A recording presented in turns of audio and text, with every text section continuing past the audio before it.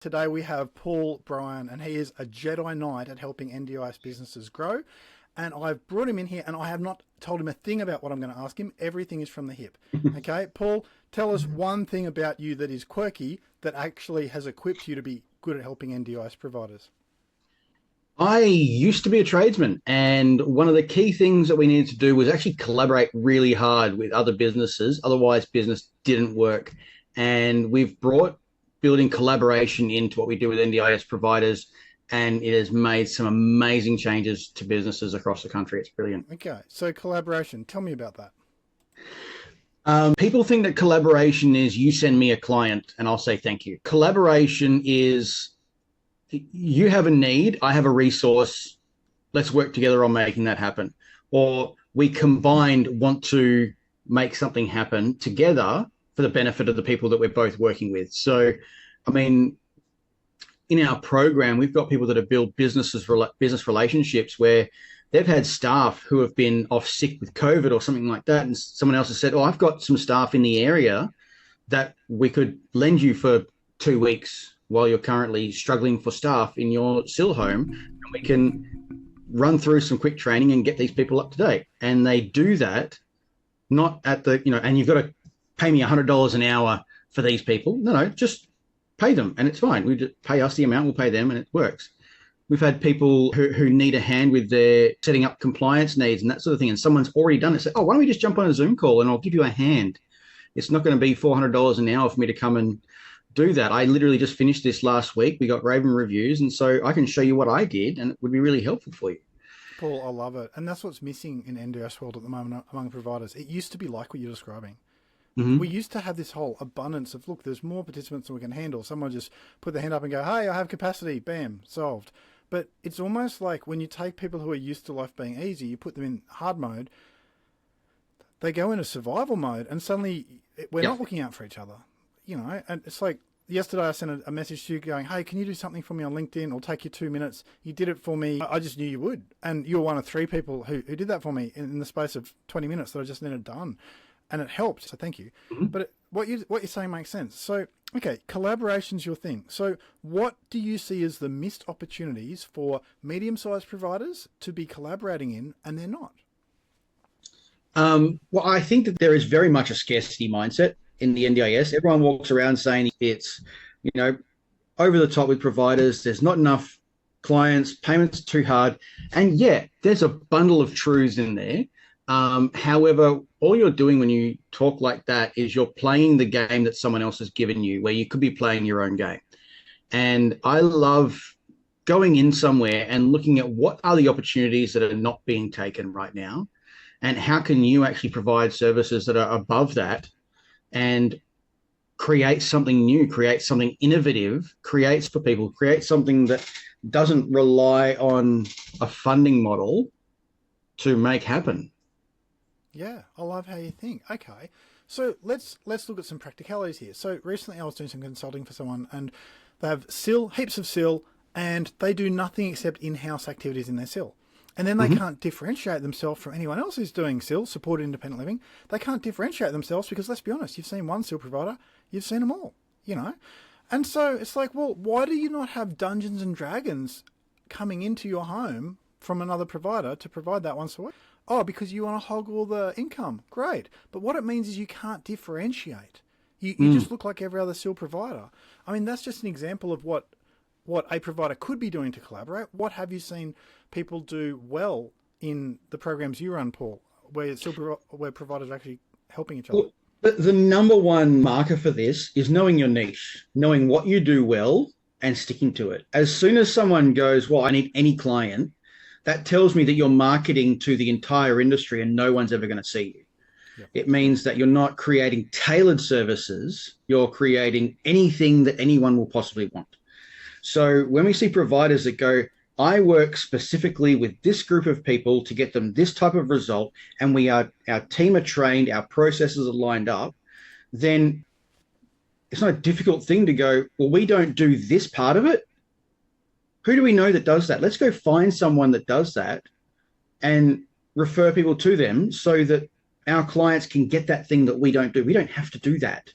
We don't have to spend the money on creating new programs, finding new staff that have different skill sets outside of what we do as a business, right? Had a great conversation with one of my clients here in Perth yesterday, and they have, I'm not going to give you numbers, but let's just say top percentile of providers in Australia.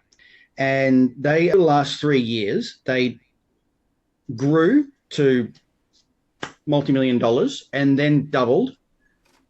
And they have grown so much focusing on one very, very specific client type. They hire people, very picky, who can deliver on that very specific type of service that they offer, and they turn away more people than they bring in.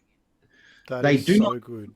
They do not market their business, but they spend thousands of dollars on advertising for staff because they would rather invest in having the exact right staff and more of them, because they currently have 200 staff man the people that they have.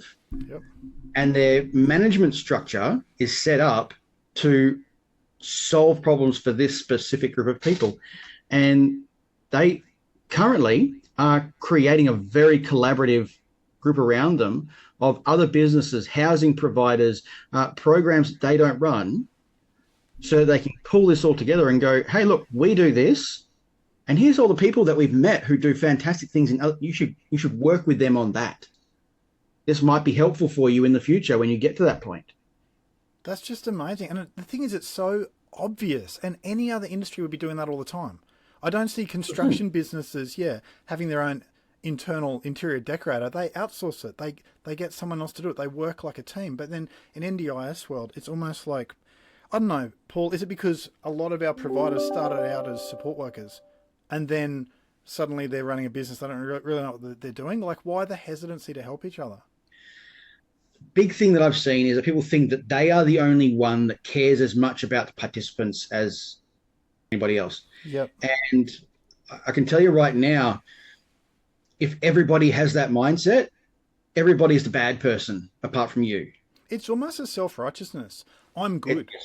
You know, you're not good. I'm good. I can't trust anyone except me to do it. That's great if you're a grandmother and you're keeping your grandkids safe. It's not so great if you're in business. Exactly. They're like, oh, I do cleaning and I do, say, home care. Like, let's pretend if I do that, right? Mm-hmm. Cleaning and home care, and they're like, but that's all that client wants, that participant wants. But they're not thinking outside the box. Well, what do they actually need? They need some sort of transport, and it's not my job to transport them a 10-minute journey, okay? So why can't I work with someone who does that? They've got a hoarding issue. Sure, I could wreck my relationship with that participant by emphasizing the hoarding, or I could go and get a hoarding specialist in.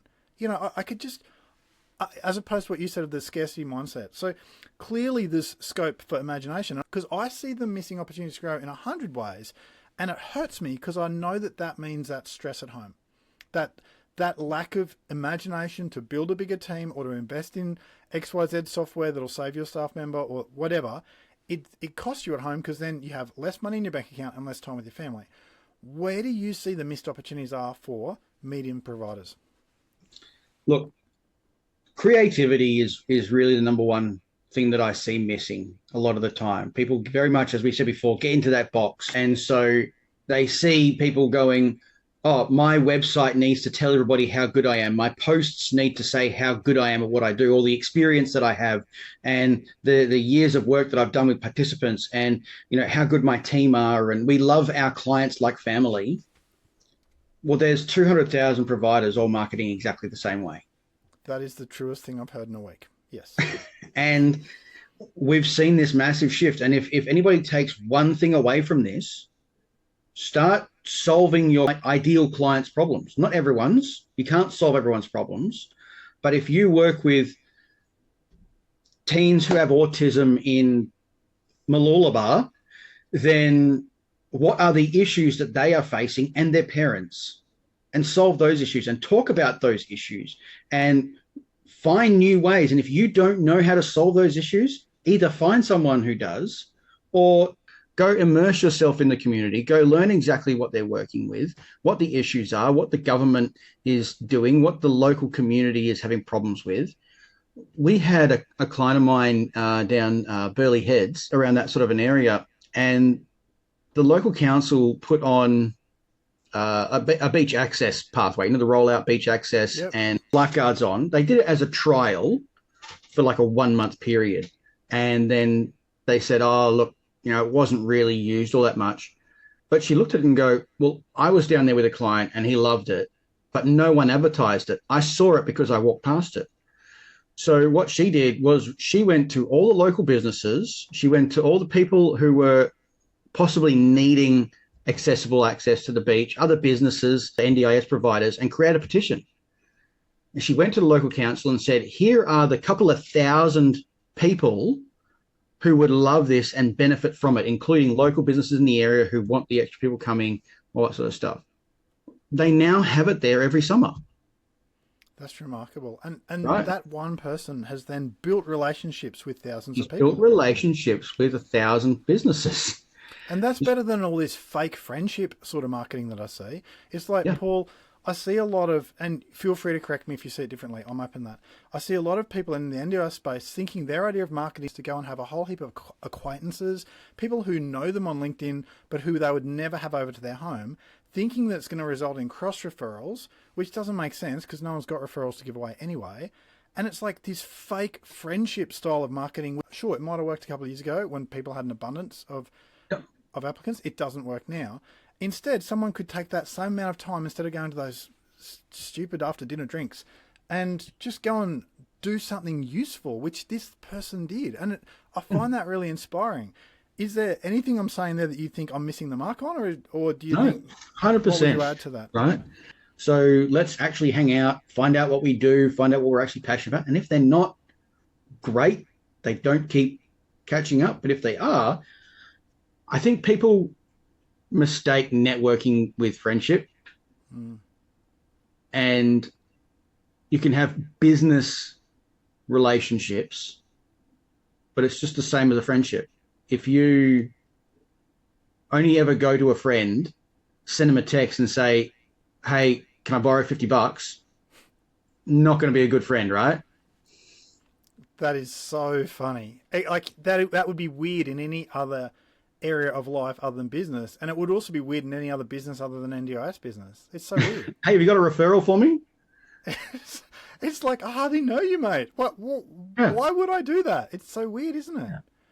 Meanwhile, you're friends with someone and they see, because they know and see you, and they go, oh, hey, look, here's $50 if you need it, right? Hey, look, I've just changed to someone. I've got a referral for you. It's really true. Like if I think back to the last week and a half, all right? So what I do is I'm always encountering NDIS businesses that are struggling with their marketing. They might be great in 100 areas, but they're struggling in their marketing. They'll say, Michael, what do I need to do? And 2/3 of the time I say, you need to go and talk to Paul Bryan, or you need to go and talk to Tanya Gomez, or you need to go and talk to, I don't know, Tom Hitchcock. And I'll connect them with that. And so people like you are getting these massive referrals of big clients from me. I don't even, like, why would I not? I know you can do a better job than I can for this particular type of client, but it's because I know you, because you and I sat down and hung out together a couple of weeks ago. I'm like, oh, I know Paul, and you did me a 2-minute favor on LinkedIn. I'm like, why would I not refer you? But what are your thoughts on that? Not everybody's wired the same way. And so, creating friendships in an online format is not easy for everyone, but it really just is a matter of turning up, doing what you say you're going to do, being generous with information and time. This is one of the reasons that we called our program Profitable Provider, because when you as the person and the business are profitable, you have space, you have margin, you have capacity to do more, right? I struggle to see a business that is breaking even or losing money providing the best level of support. Yes. So they're going to, if you're worried about what's going to be on the food on your table, then you're going to be worried about paying your staff or their super bill or anything like that. And that mindset isn't conducive to growing a business, creating relationships, being generous, right? Yeah, what you're saying makes sense. And the other thing is having time, because if people are so busy responding to their own emails, if they're so busy calling back 3 people, like I've got a couple of people I need to do quotes for today, and I thought about it, that's going to take me 3 hours. I'd rather go and spend time with Paul, and there'll be so much more long term that comes out of me hanging out with you. it's silly, but here I am caught up in my day-to-day.